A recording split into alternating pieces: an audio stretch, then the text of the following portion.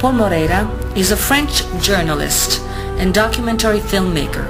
He is based in Paris and has directed several investigative documentaries in conflict zones such as Afghanistan, Burma, Israel, Democratic Republic of Congo, Somalia, and Iraq, contributing in this way to the origin of investigative journalism mainly on French television. He has collected many prestigious European awards for his works, such as Baghdad, War of Bombs, Iraq, Agony of a Nation, Afghanistan, On the Dollar Trail, Burma, Resistance, Business and Nuclear Secrets, and Toxic Somalia, a frightening account of how mysterious barrels of toxic waste end up in the desolate, pirate-laden shores of Somalia.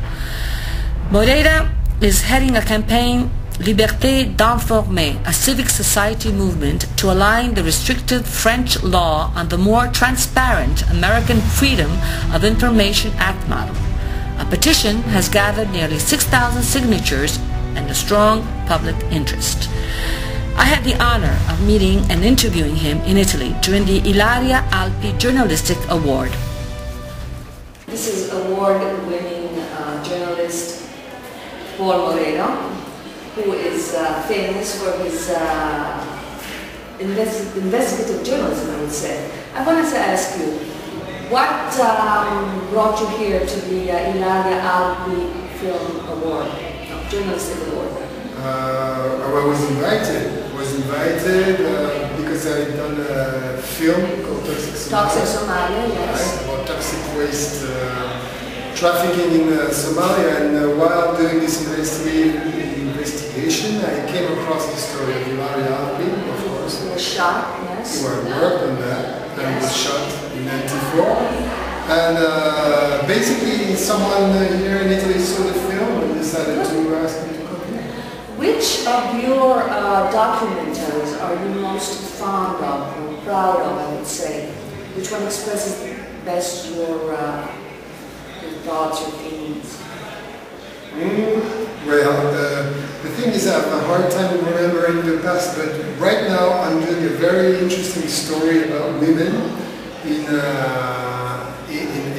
Arabic countries. Arabic countries, yes. After the Arab Spring. Yes. And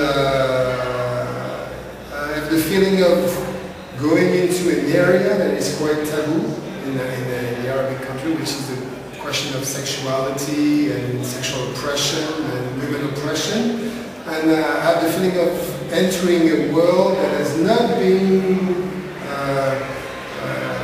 explored too much by others. So every time I have the feeling of being in a place that I've not been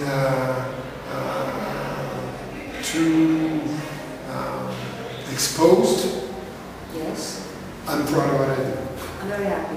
Yes, and I heard you in an interview when you were talking about Syria. You've been there. Syria now is the top topic. Yeah, back then, it was in last November. I crossed illegally the border from Turkey to Syria. Yes.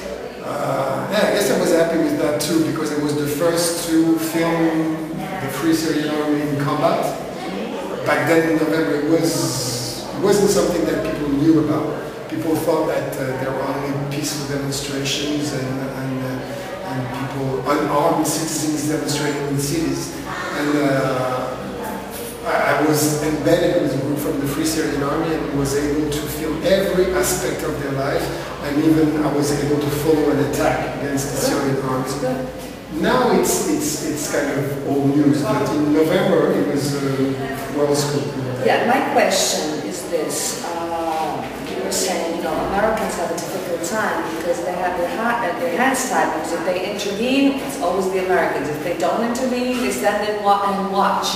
What is your opinion about these other countries who are just watching now? Not only Americans, but Europeans. And the problem is no one wants to get involved because of Russia also.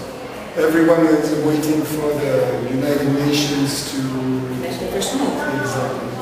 And I don't know, I mean, I'm not a diplomat, I'm not a politician, but they should find creative ways to pressure the Syrian government, and so far it hasn't been enough. So what we see is true in the documentaries. These children are actually being killed, sure. These massacres are actually happening. Sure, it does happen.